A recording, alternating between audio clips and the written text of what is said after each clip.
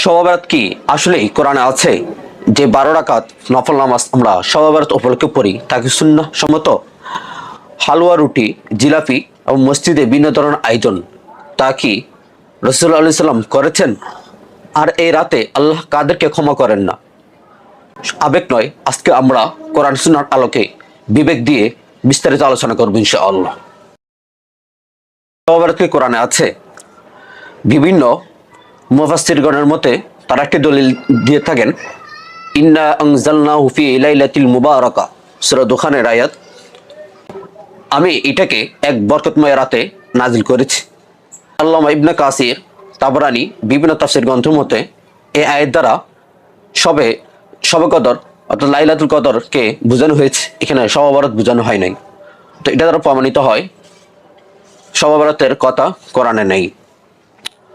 তাহলে আপনাদের এখন প্রশ্ন থাকতে পারে, এই রাতের ফজিলত বা এই রাতের গুরুত্ব, এই আমল কোথা থেকে চলে আসলো?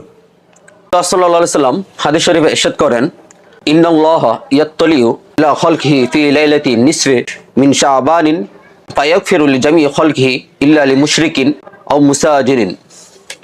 অর্থ, আল্লাহ তাআলা শাবানের মধ্যরাতে বান্দার দিকে তাকান, মুশরিক এবং হিংসা বিদ্বেষকারী ছাড়া তিনি সবাইকে ক্ষমা করে দেন। প্রশ্ন আসতে পারে যে আমাদের সমাজে কিছু তথাকথিত আলেম আছেন যারা বলেন যে 12 রাকাত শবে বরাত উপলক্ষে 12 রাকাত নামাজ আদায় করতে হবে, এই সেই এগুলো কোরআন হাদিসের মতো সম্মত না, সুন্নাহ সম্মত না। এখন আসেন, আমাদের সমাজে রীতি হয়ে আছে হালুয়া, রুটি, জিলাপি, মসজিদে বিভিন্ন ধরনের আয়োজন, লাইটিং, বিভিন্ন ধরনের আমেজ, এইসবগুলা আল্লাহ রাসূলও করেন নাই, সাহাবায়ে কেরামদেরকে করতে বলেন নাই। অর্থাৎ এইসব কাজ, গ্রহীত কাজ, এইসব কাজ থেকে আমাদেরকে বিরত থাকতে হবে। প্রশ্ন আসতে পারে, আল্লাহ তাআলা কাদেরকে এই রাতে ক্ষমা করবেন না?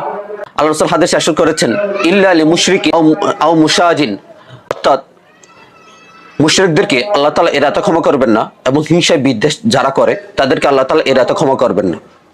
তাহলে এই রাতে আমাদের করণীয় কি? এক হচ্ছে নফল নামাজ বেশি বেশি আদায় করা, অগণিত কোনো নির্দিষ্ট না, আপনার ইচ্ছা মতো আপনি নামাজ আদায় করবেন।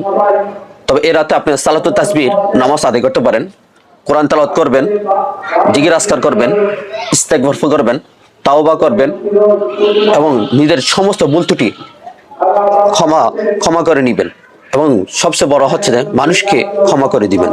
অতএব শবে বরাত উৎসবের রাত নয়, আমেজের রাত নয়, শবে বরাত হচ্ছে নিজেকে ক্ষমা করার রাত, তাওবার রাত। আমরা নিজের ভুল ত্রুটি ক্ষমা করে নিব আল্লাহ থেকে, এবং মানুষকে